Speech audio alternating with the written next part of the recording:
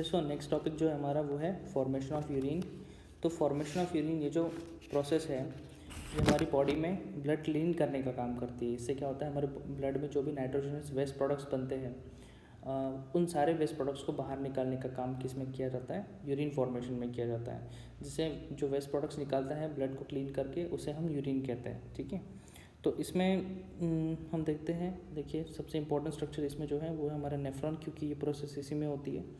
तो इसमें अगर टोटल हम काउंट करते हैं तो टोटल 3 प्रोसेसेस इसमें होती है, जो है ultrafiltration, tubular reabsorption and tubular secretion. ठीक है, तो उसमें से हम देखते हैं पहली जो प्रोसेस है विच इज़ ऑल्सो कॉल्ड, जिसको हम कहते हैं अल्ट्रा फिल्ट्रेशन। अब अल्ट्रा फिल्ट्रेशन प्रोसेस में क्या होता है, ठीक है, ये पहली प्रोसेस है। अल्ट्रा फिल्ट्रेशन प्रोसेस होती है हमारी इस बोमन्स कप में। ठीक है, जो मैंने आपसे जुक्सटाग्लोबुलर apparatus and structure of nephron में पढ़ा चुका हूँ मैं आपको, बोमन्स कप, ये capillary network and all this things. ठीक है, तो आप उस वीडियो को देख लीजिएगा, उसमें दिया हुआ है। तो ये देखिए यहाँ पे क्या है, एफरेंट आर्टेरियल स्कोर, थोड़ा जूम करते हैं। ये हमारा है एफरेंट आर्टेरियोल और ये हमारा इफरेंट आर्टेरियोल। एफरेंट आर्टेरियोल से खून आएगा, तो फिर आर्टेरियोल से आने के बाद यहाँ पे कैपिलरीज बनेगी। ये जो आपको स्ट्रक्चर दिखाई दे रही है ये कैपिलरीज है। ठीक है, तो ये क्या है, कैपिलरीज, जो कहाँ पे है, हमारी बोमन्स कप में है। ये हमारा बोमन्स कप है, बोमन्स कप या फिर कैप्सूल कहिए आप, इसमें है। ठीक है, तो यहाँ से क्या होगा, इन कैपिलरीज से क्या होगा कि जो प्लाज्मा का कंटेंट है, प्लाज्मा का कंटेंट जैसे प्लाज्मा में वाटर होता है, इलेक्ट्रोलाइट्स होते हैं, यूरिया, यूरिक एसिड होता है, ये जो सारी चीज़ें हैं ये सारी चीज़ें एब्जॉर्ब कर लेगा। एक्सेप्ट सेल्स नहीं फिल्ट्रेट होती है इसमें। ठीक है, सिर्फ जो उसमें जो कंटेंट है प्लाज्मा का वही, जैसे मैंने बताया आपको, nitrogenous waste, then urea, uric acid, likewise water, electrolytes, ये एब्जॉर्ब होंगे। ठीक है, क्या एब्जॉर्ब नहीं होता है, तो प्रोटीन्स एब्जॉर्ब नहीं होता है, प्लाज्मा प्रोटीन्स, बाकी सब एब्जॉर्ब होगा इसमें। और यहाँ पे जो फिल्ट्रेट बनेगा, इस एरिया में जो फिल्ट्रेट बनेगा उसे हम कहते हैं ग्लोमेरुलर फिल्ट्रेट। ठीक है, वो यहाँ बनेगा। ठीक है, इस कैपिलरी से जो भी प्लाज्मा एब्जॉर्ब होगा उससे बनेगा। तो वो लगभग हमारा ग्लोमेरुलर फिल्ट्रेट कितना बनता है दिन का, तो दोनों किडनी का अगर हम मिलाते हैं तो पर मिनट 125 ml इतना बनता है पर मिनट। ठीक है, 1 मिनट में 125 ml दोनों किडनीज का मिला के इतना ग्लोमेरुलर फिल्ट्रेट बनता है। और वैसे अगर ग्रॉसली हम देखें तो 180 लीटर दिन का बनता है। ठीक है, तो अभी ये जो प्रोसेस हो रही है अल्ट्रा फिल्ट्रेशन प्रोसेस, ये कैसे हो रही है, खून तो यहाँ तक आ रहा है, अब खून से प्लाज्मा का जो कंटेंट है वो कैसे एब्जॉर्ब हो रहा है। तो इसमें 3 प्रेशर्स काम करते हैं, अलग अलग प्रेशर होते हैं, वो काम करते हैं। जैसे इस जो कैपिलरीज है, कैपिलरी में एक प्रेशर काम करता है जिसे हम कहते हैं glomerular capillary pressure. Glomerular capillary pressure जो होता है वो यूजुअली 45 to 70 होता है। तो अगर हम एवरेज लेंगे तो 60 mm/Hg इतना प्रेशर होता है। ये प्रेशर कौन अप्लाई करता है, जो ब्लड इसमें फ्लो हो रहा है, जो कैपिलरीज में ब्लड फ्लो हो रहा है वो ब्लड इस पर अप्लाई करता है। डेफिनेटली उसमें फोर्सफुली होता है, ब्लड पंप होता है तो इस पर प्रेशर गिरेगा, कि यहाँ पे जगह थोड़ी कम है तो प्रेशर गिरेगा। तो प्रेशर कितना होता है, 60 mm/Hg होता है। ठीक है, दूसरा जो प्रेशर है वो हमारा, अब अपोज करने वाला प्रेशर बताता हूँ मैं आपको। ये तो फिल्ट्रेट करने वाला प्रेशर है। जो अपोज करने वाला जो प्रेशर होता है वो है हमारा प्लाज्मा प्रोटीन। अब इसमें देखिए ये जो येलो डॉट्स आपको नज़र आ रहे हैं, देखो येलो डॉट्स, ये क्या है, ये प्लाज्मा प्रोटीन है, प्लाज्मा प्रोटीन्स। अब ये प्लाज्मा प्रोटीन क्या करेंगे, ये एक प्रेशर अप्लाइड करते हैं जिसको हम कहते हैं ऑस्मोटिक प्रेशर। ठीक है, तो यहाँ पे ये कोलॉइडल ऑस्मोटिक प्रेशर रहेगा। ये होता है लगभग आप समझ लीजिए 25 mm/Hg। ठीक है, ये होता है 25 mm/Hg, इतना ये प्रेशर अप्लाई करता है। ये क्या है, अपोजिंग प्रेशर है, ये फिल्ट्रेट बनने से रोकता है, अपोज करता है। ठीक है, देन तीसरा एक जो प्रेशर है जिसे हम कहते हैं हाइड्रोस्टेटिक प्रेशर। अब क्या हो रहा है, इस बोमन्स कप से यहाँ पे फिल्ट्रेट आएगा, तो फिल्ट्रेट इस एरिया में जमा होगा, तो ये जमा हुआ फिल्ट्रेट क्या करता है, अपोज करता है दूसरा और फिल्ट्रेट बनने से, जिसे हम कहते हैं hydrostatic pressure of Bowman's cup. ठीक है, कौन सा, हाइड्रोस्टेटिक, मतलब जो फिल्ट्रेट बन रहा है वो अप्लाई करेगा। ठीक है, hydrostatic pressure of Bowman's cup. तो ये लगभग कितना होता है, ये होता है 15 mm/Hg। ठीक है, 15 mm ऑफ एच। तो टोटल अपोजिंग प्रेशर कौन सा ये हो गया, दो प्रेशर अपोज कर रहे हैं, कौन सा, ये 15 that is hydrostatic pressure 15 mm of H G, और दूसरा जो है हमारा वो है osmotic pressure 25 mm of H G. तो टोटल इसका कितना हो गया, ये हो गया 40 mm ऑफ एच जी, बराबर है। तो ये 40 mm ऑफ एच जी जो प्रेशर है ये कौन अप्लाई कर रहा है, ये अपोजिंग प्रेशर है, अपोजिट वाला है, ये अपोज कर रहा है, ये फिल्ट्रेट को बनने नहीं दे रहा है। लेकिन टोटल प्रेशर हमारा जो एक्चुअल में फिल्ट्रेट बनवा रहा है वो कितना है 60। तो 40 माइनस को किससे करेंगे, 60 से माइनस करेंगे तो कितना बचेगा 20। तो ये 20 mm ऑफ एच जी जो हमारा क्या है प्रेशर है, इस 20 mm ऑफ एच जी के प्रेशर की वजह से क्या हो रहा है, यहाँ पे फिल्ट्रेट बन रहा है, ठीक है, ये ग्लोमेरुलर फिल्ट्रेट बन रहा है। तो हमारी दूसरी जो प्रोसेस है उसे कहते हैं ट्यूबुलर रीएब्सॉर्प्शन। फिर ट्यूबुलर रीएब्सॉर्प्शन क्या है, ट्यूबुलर रीएब्सॉर्प्शन का और एक नाम है, इसको सेलेक्टिव रीएब्सॉर्प्शन भी कह सकते हैं, सेलेक्टिव रीएब्सॉर्प्शन, क्योंकि इसमें कुछ सिलेक्टेड जो कंटेंट है फिल्ट्रेट का उसे एब्सॉर्ब किया जाता है। यहाँ पे मैंने आपको बताया था ग्लोमेरुलर फिल्ट्रेट बनता है, ठीक है। तो ग्लोमेरुलर फिल्ट्रेट क्या होता है देखिए ये ओके। तो जो दूसरी प्रोसेस है यूरिन फॉर्मेशन की वो है हमारी tubular reabsorption. So tubular reabsorption is a second method, इसको कहा जाता है सेलेक्टिव रीएब्सॉर्प्शन, क्योंकि इसमें कुछ सेलेक्टेड सब्सटेंस को वापस लिया जाता है खून में। जैसे आपने अल्ट्राफिल्ट्रेशन में देखा कि यहाँ पे क्या बन रहा है, ग्लोमेरुलर फिल्ट्रेट बन रहा है, ठीक है, एक फिल्ट्रेट बन रहा है, प्लाज्मा का कंटेंट बन रहा है। अब इसे क्या करती है बॉडी, जो नेफ्रॉन है हमारा वो क्या करेगा, इसको वापस भी करेगा, किसको, ब्लड को, क्योंकि अगर सारी चीज़ें हम पूरी दे देंगे, पूरी यूरिन में चली जाएगी तो बॉडी को कम हो जाएगा वो।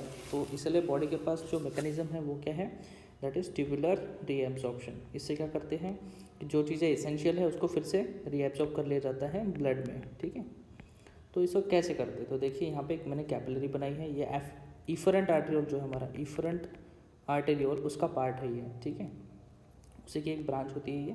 तो इसमें क्या होता है कि जो फिल्ट्रेट ग्लोमेरुलर फिल्ट्रेट में जो भी कंटेंट है उसे क्या कहाँ भेजा जाता है, फिर से वापस ब्लड में भेजा जाता है। उसी प्रोसेस को हम कहते हैं ट्यूबुलर रीएब्सॉर्प्शन। तो इसमें क्या क्या सब्सटेंसेस होती है, जैसे वाटर हो गया, वाटर को वापस भेज देंगे क्योंकि ज़रूरी है, लगभग 99% वाटर वापस चला जाता है, ठीक है, ब्लड में चला जाता है। उसके बाद में जैसे H2 मैंने बोला आपको, उसके बाद में इलेक्ट्रोलाइट जैसे सोडियम हो गया, पोटेशियम हो गया, या अदर फॉस्फेट हो गया, है ना, फॉस्फेट या फिर बाइकार्बोनेट आयंस, तो ये सारी चीज़ें कहाँ जाती हैं, वापस ब्लड में चली जाती हैं, ठीक है। इसी को हम क्या कहते हैं, इसी को कहते हैं ट्यूबुलर रीएब्सॉर्प्शन, ठीक है, ओके। तो इसमें अब इसके जो एब्सॉर्ब हो रहा है वो दो मैकेनिज्म से होता है। एक मैकेनिज्म जो है हमारा वो है जिसे हम कहते हैं एक्टिव ट्रांसपोर्ट, जिसमें एटीपी यूज़ होता है, मतलब एनर्जी लगती है, ठीक है, इसको ट्रांसपोर्ट करने में एटीपी लगता है, एनर्जी लगती है। और दूसरा जो है हमारा वो है पैसिव ट्रांसपोर्ट। अब एक्टिव ट्रांसपोर्ट में कौन सी चीज़ें एक्टिवली ट्रांसपोर्ट की जाती है, जो बॉडी को इसेंशियल होगी, जैसे सोडियम आयन बहुत इसेंशियल है, ठीक है, जैसे पोटेशियम आयन बहुत इसेंशियल है, देन कैल्शियम आयन इसेंशियल है हमारी बॉडी के लिए, देन फॉस्फेट भी बहुत इसेंशियल है, ठीक है, देन बाइकार्बोनेट आयंस इसेंशियल है, ग्लूकोज बहुत इसेंशियल है, ग्लूकोज को बॉडी बाहर नहीं फेंकती है, ग्लूकोज ज़रूरी होता है, ठीक है, देन अमाइनो एसिड्स जो है वो, देन एस्कॉर्बिक एसिड। तो इसे बॉडी क्या कर रही है, इसे एक्टिवली ट्रांसपोर्ट कर रही है, मतलब एक्टिवली लेके जा रही है, कहाँ पे, खून में लेके जा रही है, क्योंकि इसकी ज़रूरत है। अब पैसिव ट्रांसपोर्ट क्या होता है, जो अपने आप ही चला जाता है, जिसमें कोई एटीपी की ज़रूरत नहीं पड़ती है। ऐसे कौन से हैं, तो इसमें आते हैं क्लोरीन आयंस चले जाते हैं, उसके बाद जो यूरिया है जिसे एक्चुअली हमें बॉडी के बाहर फेंकना है वो क्या हो जाता है, वो भी पैसिवली चला जाता है। एंड लास्ट में वाटर, इसको भी कोई प्रेशर ग्रेडियंट की ज़रूरत नहीं, कोई एटीपी की ज़रूरत नहीं है, ये खुद ही चला जाता है, ठीक है। तो ये है दो essential mechanism, active and passive mechanism, जिससे जो ग्लोमेरुलर फिल्टर की चीज़ें हैं वो कहाँ जाती हैं, खून में चली जाती हैं, ठीक है, ओके। तो नेक्स्ट जो है हमारा, मैं आपको बताऊंगा इसमें, तो ये ट्रांसपोर्ट कैसे होता है, मतलब ग्लोमेरुलर फिल्ट्रेट से एक्चुअली ब्लड में जाता कैसे है। तो इसके मैकेनिज़म्स होते हैं 2 मैकेनिज़्म। एक जो मैकेनिज़्म होता है उसे हम कहते हैं पैरासेल्युलर मैकेनिज़्म। पैरासेल्युलर का मतलब होता है बिटवीन द सेल्स, इस सेल्स के बीच में से जाते हैं सीधा ब्लड में, मतलब किसी से मिलते जुलते नहीं, सीधा ब्लड में जाएंगे सेल के बीच में से। दूसरा होता है ट्रांससेल्युलर। ट्रांससेल्युलर का मतलब सेल के अंदर से, पहले इस सेल में जाएंगे, जो हमारी क्यूबॉइडल एपिथेलियल सेल्स है वहाँ से जाएंगे एंडोथेलियल सेल्स, एंडोथेलियल सेल्स से सीधा कहाँ जाएंगे, ब्लड में। ठीक है, तो इस तरह से ये जाते हैं, तो उसे हम कहते हैं ट्रांससेल्युलर। पहला वाला कौन सा था, जो डायरेक्ट जा रहा है उसे इट इज़ पैरासेल्युलर। ठीक है, पैरासेल्युलर स्ट्रक्चर। और दूसरा जो सेल के बीच में से जा रहा है उसे हम कहते हैं ट्रांससेल्युलर, ट्रांससेल्युलर रूट।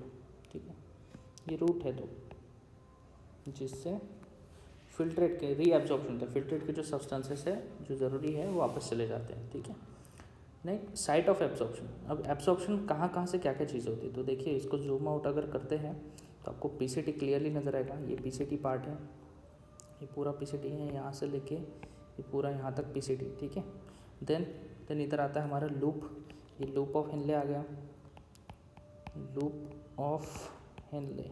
ठीक है, लूप ऑफ हेनले आ गया, और फिर हमारा आ गया ये जो पोर्शन है that is DCT, distal convoluted tubule, PCT proximal convoluted tubule. ठीक है, ये चीज़ आ गई। अब कौन से पार्ट से क्या क्या चीज़ें एब्जॉर्ब होती है, जैसे पीसीटी से।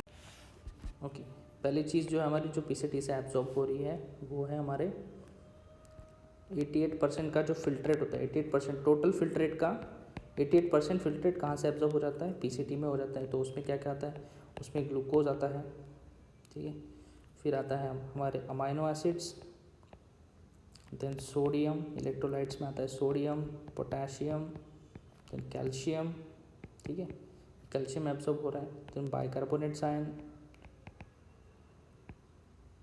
बाइकार्बोनेट आयन हो रहा है, क्लोराइड हो रहा है Cl, फॉस्फेट हो रहा है,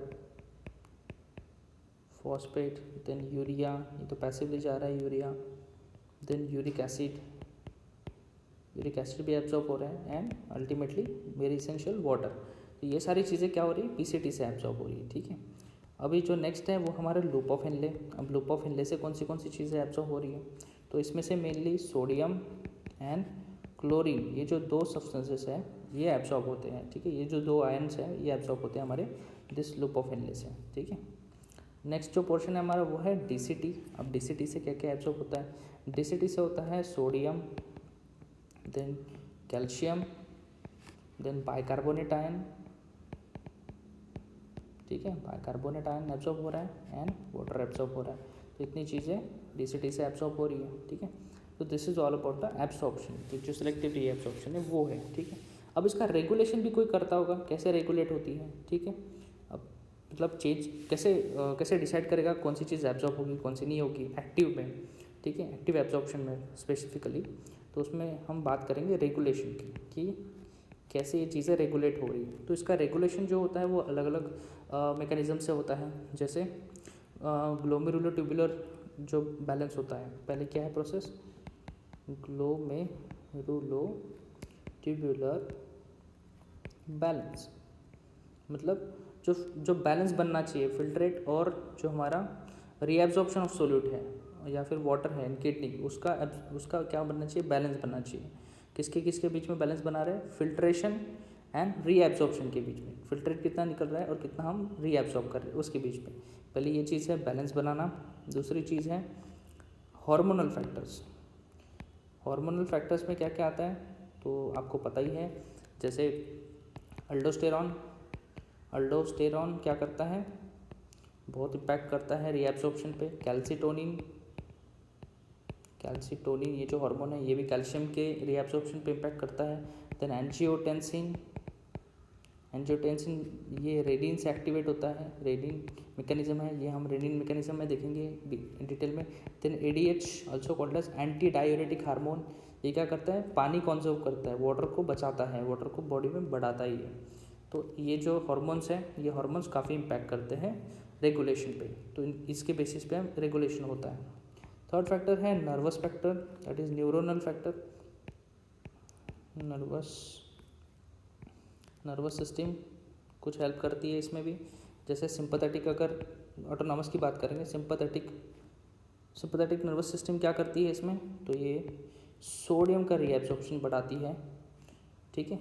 एंड दूसरा जो है, ये ऑल्सो क्या ये स्टिमुलेट करती है, ये रेलिन का सिक्रेशन स्टिमुलेट करती है। जक्स्टाग्लोमेरुलर एपरेटस में देखा हमने कि रेलिन सिक्रेशन करने वाली सेल्स होती, तो वो इस जो हमारा सिंपैथेटिक नर्वस सिस्टम है वो क्या करता है, इसका एब्जॉर्प्शन बढ़ाता है, रीएब्जॉर्प्शन बढ़ाता है, ठीक है। फिल्ट्रेट में नहीं जाने देता, उसको ब्लड में वापस ले लेता है। तो ये सारी चीज़ें हैं इसमें रीएब्जॉर्प्शन में, ठीक है। अब इसमें कुछ और भी चीज़ें आती हैं, जैसे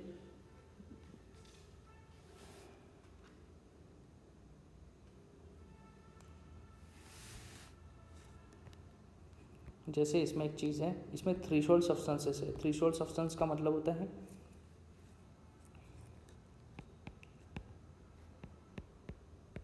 थ्रेशोल्ड का मतलब है कि कितना इसेंशियल है वो, ठीक है। जैसे हाई थ्रेशोल्ड पहला होता है, हाई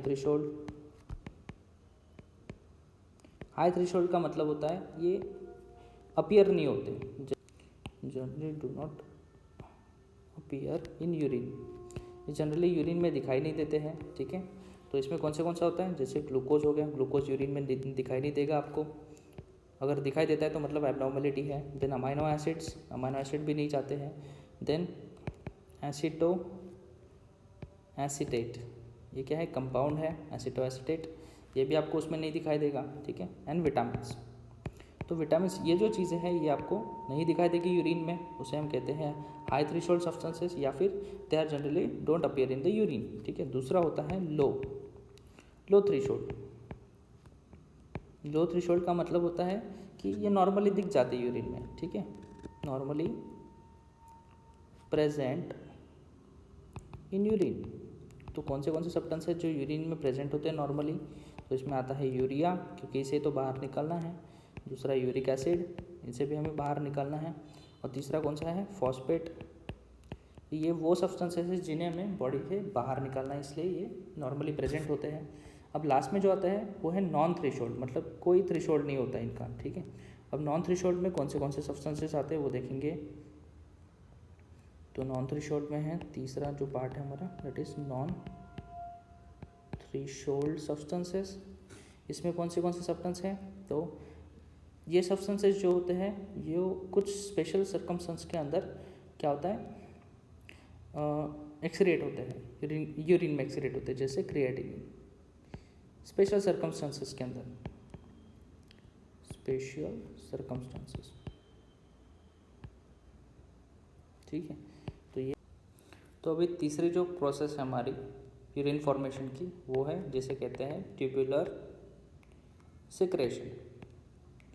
ट्यूबुलर सिक्रेशन क्या होता है कि अगर सपोज फिल्ट्रेट, अभी कुछ सब्सटेंसेस अगर बॉडी मतलब ब्लड में जो है, इफरेंट आर्टरियोल में जो है वो ज़्यादा हो रहे हैं, तो उनको क्या किया जाता है, फिल्ट्रेट में डालेंगे, जो फ्लोइंग फिल्ट्रेट रहेगा इसमें डाल देंगे, तो उसे हम कहते हैं ट्यूबुलर सिक्रेशन।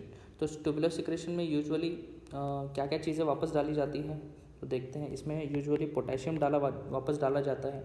ये भी ऐसे जंक्शन होता है, देखो ये जैसे दिख रहा है कि यहाँ पे ट्यूब्यूल होती है एंड देन कैपिलरी होती है, वैसे ही जहाँ पे जगह है नेफ्रॉन में, वहाँ पे ट्यूबुलर सिक्रेशन किया जाता है। जैसे पोटेशियम होता है तो पोटेशियम वापस फिर से फिल्ट्रेट में डालते हैं थ्रू सोडियम पोटेशियम